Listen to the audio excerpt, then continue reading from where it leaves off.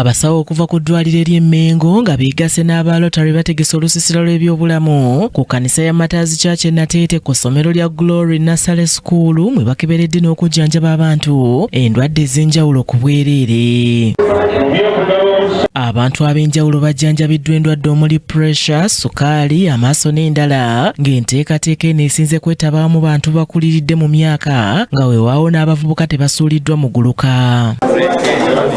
Nasimu Moses nga musawo okuva mu ddwaliro Emmengo atubuulidde obukulu bw'enteekateeka eno n'akuutira abantu okujjumbira okwekebezanga nga bukyali okusinga lwe bajja mu malwaliro nga bali mu mbeera mbi. Obwetaavu bungi mu bantu baffe era nga tusinze okuzuula mu bantu be tukozeeko olwaleero abantu balina ebizibu ebikwatagana n'ensonga z'amaaso, abalala balina obulwadde obwa pressure naye ng'ekisinga okweraliikiriza bangi ku bo tebabadde tebakimanyi nti balina obulwadde buno obwa pressure.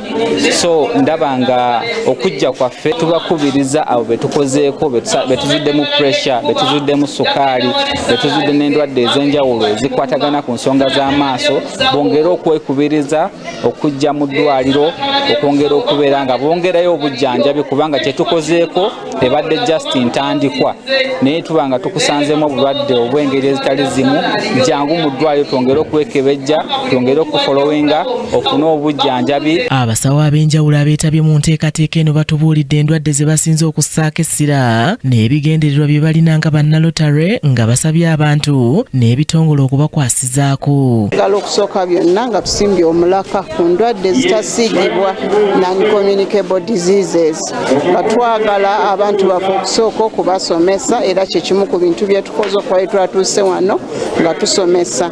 Tutunuulidde endwadde nga pressure, sukaali, amaaso, amannyo ate era ne tukebera n'endwadde nga siriimu sikosi.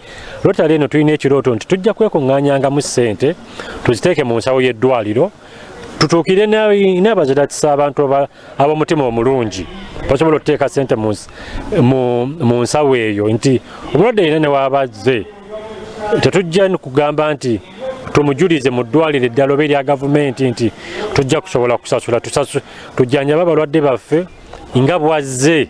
Hope ward eno bwe twabalirira nti twetaaga okuzimba ward n'ogiyikuyipinga nga projekiti nga ze eyinza okuyingira tentative le twabala obukadde nga 405 okuzimbako ekizimbe oteekamu ebitanda oteekamu oxygen waabyo n'abasawo byabo so kati nga mukyo tukuba omulanga guno eri abaziratisa abantu ab'omutima omulungi abakola okimira ne bannayuganda bannaffe okubawa obujjanjabi obulungi nabo bajje batwegatteko ku nsonga eno. Abamu ku bantu abaganyuddwa mu nteekateeka eno bagisanyukidde.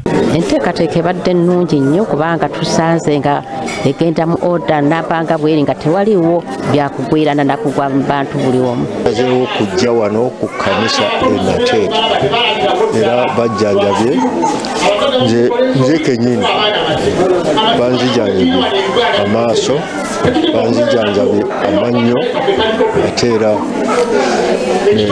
ne pressure omulwadde wa pressure bulijjo ofuna eddagala eno era okumala emyaka 7. Sooka neebaza Mengo Hospital n'abalotale okutuleetera obujjanjabi wano banzijanjabi bankebedde okusooka pressure ebadde waggulu olw'okuba mbadde sinaku zino simira ddagala ne bankebera omusaayi ka malaria nga sirina ne bankebera sukaali nga sirina ne bampa eri ebiwuka. Beebale nnyo beebalire ddala n'olwaba bakomangawo. Olusiisira lw'ebyobulamu luno lusinze kwettanirwa bakadde era omusawo okuva Emmengo atubuulidde kino kwe kivudde. Eryo nga bwe ŋŋambye pressure, sukaali, endwadde ezo zisinga kuba mu bakadde ate okusinga abavubuka kubanga ebimu bijja na myaka oba oliawo ebimu bya buzaaliranwa so bw'olaba nti awo we tutunudde bw'odogera ku ndwadde ng'amaaso ate era gisinze ku bantu abo ab'emyaka egigenderedde. Mwesigwa Simon ne Ssebugenyi Joseph be bakusakidde eggulire lino ku Racket TV amalindirire.